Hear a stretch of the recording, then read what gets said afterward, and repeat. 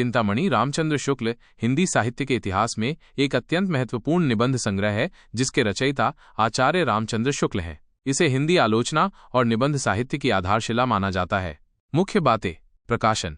इसका पहला भाग 1939 में प्रकाशित हुआ था। बाद में इसके और भी भाग विभिन्न संपादकों द्वारा प्रकाशित हुए। भाग। चिंतामणि के 4 भाग हैं। पहला भाग 1939। इसमें शुक्ल जी के महत्वपूर्ण निबंध संकलित हैं, जिनमें मुख्य रूप से भाव या मनोविकार जैसे उत्साह, श्रद्धा और भक्ति, करुणा, लज्जा और ग्लानि, घृणा, ईर्ष्या, भय, क्रोध और कविता क्या है, काव्य में लोक मंगल की साधनावस्था जैसे सैद्धांतिक निबंध शामिल हैं। दूसरा भाग 1945 ये विश्वनाथ प्रसाद मिश्र के संपादन में प्रकाशित हुआ था। इसमें काव्य में प्राकृतिक दृश्य, काव्य में रहस्यवाद और काव्य में अभिव्यंजनावाद जैसे साहित्यिक निबंध हैं। तीसरा भाग 1983 यह नामवर सिंह के संपादन में प्रकाशित हुआ और इसमें शुक्ल जी के अप्रकाशित और दुर्लभ निबंध संकलित हैं। चौथा भाग 2002 कुसुम चतुर्वेदी एवं ओम प्रकाश सिंह के संपादन में प्रकाशित हुआ, जिसमें 47 निबंध हैं। विषय वस्तु।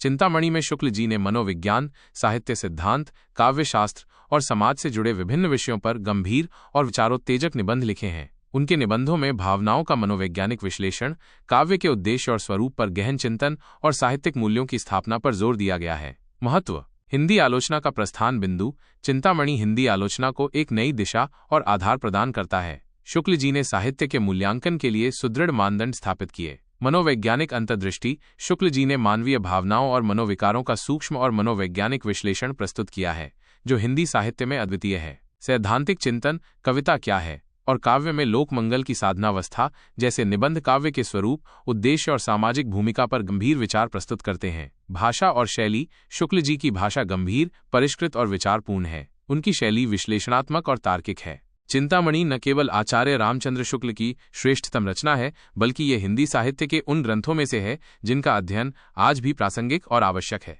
यह हिंदी साहित्य के गंभीर पाठकों और आलोचकों के लिए एक अमूल्य निधि है।